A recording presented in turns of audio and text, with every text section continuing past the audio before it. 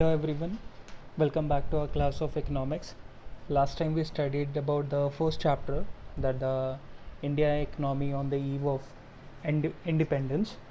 Now in that chapter we studied about the that how Britishers colonized India and they looted all the resources from India, and after doing that they left Indian economy to be stagnant and backward. Now we are going to study about the second chapter, that is 5-year plan in India, goals and achievement. So in this chapter we will study that the how India needs planning to come up what Britishers left in India. Means that we know that our economy was very stagnant and backward when the Britishers left. So come out with that backwardness and stagnant economy, we need a planning, and we need a plan so that our country could come out that stagnant uh, phase and could achieve the pace.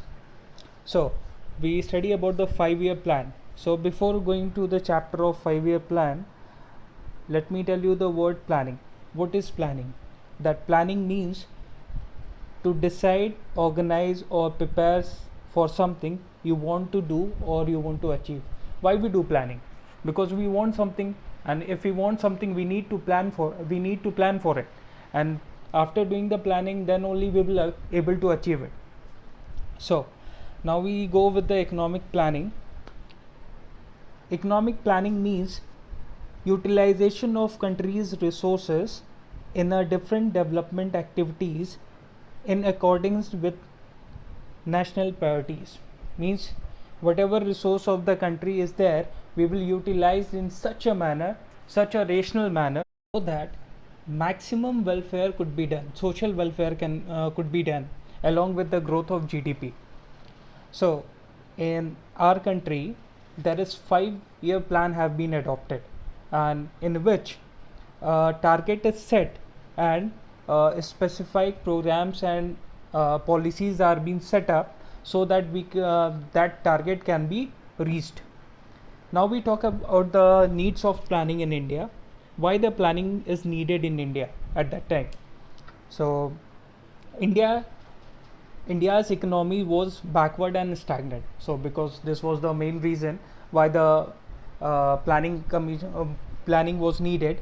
Then we talk about the level, second point, that is level of output and productivity were low at that time. So at that time we know that the agriculture was not very good, irrigation facilities were not there, and different many more other difficulties were there at that time.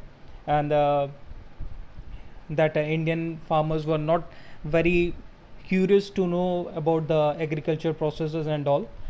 Then GDP growth at that time was also very low, and economy needed to be, and economy at that time after independence needed to be a great big push, like from government side it needed a huge investment and support by the government side, so that it could be back on path, or you can say that it can come on the pace. Then we talk about the planning commission. Now planning commission was the idea of economic planning. Now planning commission that was set in 1950, and it was the only because of the idea of planning, economic planning, and it was headed by uh, Professor Mahalanobis. Now his full name was Prashanta Chandra Mahalanobis. Now we talk about the planning commission again. The planning commission has been abolished now. It ran from 1950 to 2015, and it was abolished in 2015 only, and it was replaced by Niti Aayog.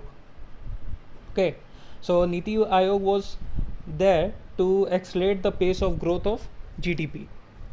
Now we talk about the types of planning. In this, two types of planning come. One is directive planning, and other one is comprehensive planning. We talk about the directive planning. Under directive planning, the just state tries to direct the forces of supply and demand so that it could not go out of control, and it could not go out of a state of equilibrium. So under the directive planning, state does not take direct participation of the growth. Then now second point under directive planning. Now directing private sector, it does not mean controlling them or ruling over them. It was just guiding them what to do and what not to do, so that the national interest could not be suffered or it could not be affected. Then third point, profit maximization was allowed, and it is only pursued. Fourth point, it is only pursued in capitalist economy. Now we talk about the comprehensive planning. Now in this comprehensive planning, we can say direct government involvement was there, or we can say the government take participation in the process of growth and development. Then now we talk about the different points under comprehensive planning. It is pursued in socialist economies and mixed economies. Mixed economy like India.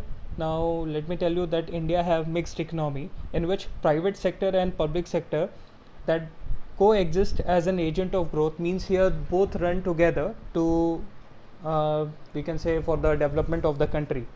And in a socialist economy, direct participation of state is there. So that is all for today. Now we will meet up in next class with the types of economies, that is capitalist, socialist and mixed economy. We will study about that.